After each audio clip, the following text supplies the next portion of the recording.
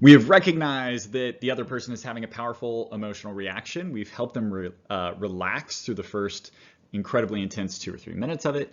The next thing we're going to do is help distract them, because just like we like to ruminate, other people like to ruminate as well. So again, just like we like to ruminate, other people like to ruminate as well, and oftentimes they'll just, think about the same thing over and over, and they can even recruit us to be like enablers in that, right? And we feel compelled to, because they're really upset about something. We're like, well, they want to vent, they need someone to talk to, and you end up having the same conversation with them like 3 times in a row, and you're just like, yeah, yeah, yeah. Don't do that. That's not being a good friend. That's enabling them to ruminate, that instead try to pivot them away, try to pivot them into a different conversation. I mean, certainly listen the first time, absolutely. But when you feel like it's gone beyond being helpful and productive and is just them ruminating, then get them away from that rumination.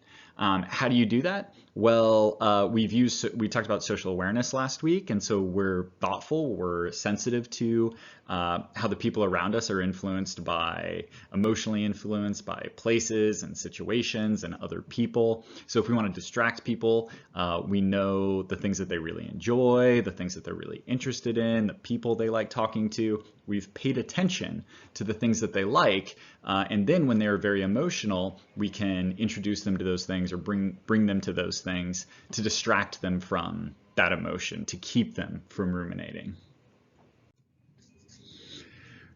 What's really interesting is that in some ways we can know other people much more deeply than we can ever know ourselves. Other people see us with a much more objective eye, whereas we're always seeing ourselves from the inside, right? Let me give you an example of this.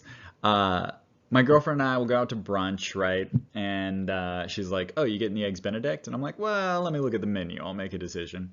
And we get there, and I look through the menu, and then I end up ordering the eggs Benedict. And she's like, "See, I told you."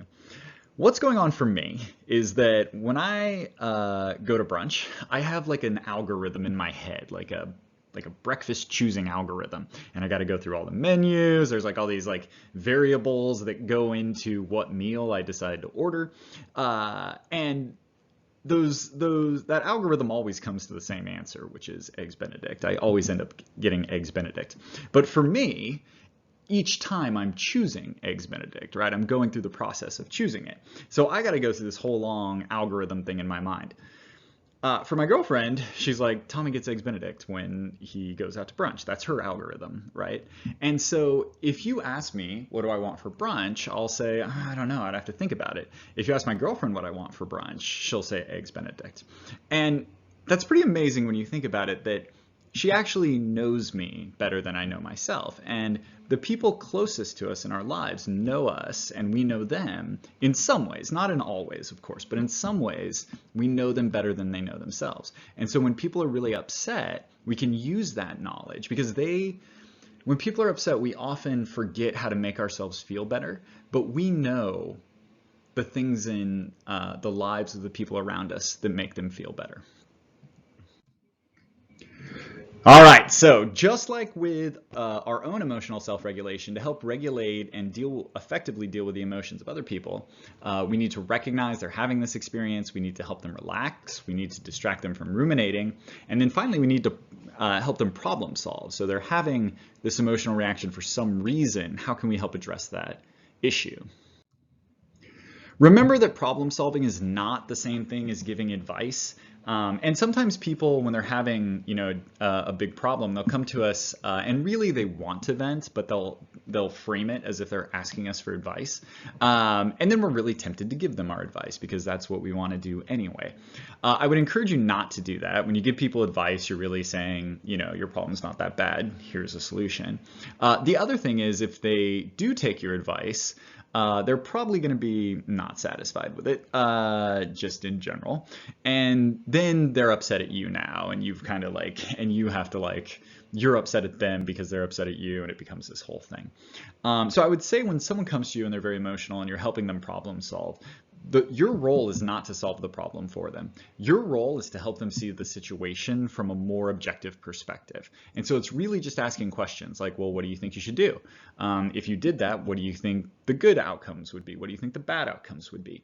And just asking them a lot of questions to help see the perspective or see the problem from a different perspective. And that's probably the most valuable thing that you can do for them, not offering them advice on how they should solve their problems.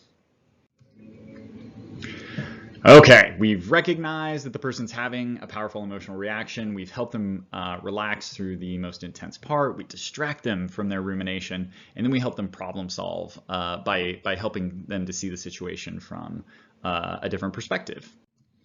Remember, this isn't a one-time thing, that this is just like with us, how it's a cycle. With other people, it'll be a cycle as well. And we need to pay attention to where people are on this cycle in relation to the problem so that we know the right tactics to use that are most appropriate for kind of where they're at.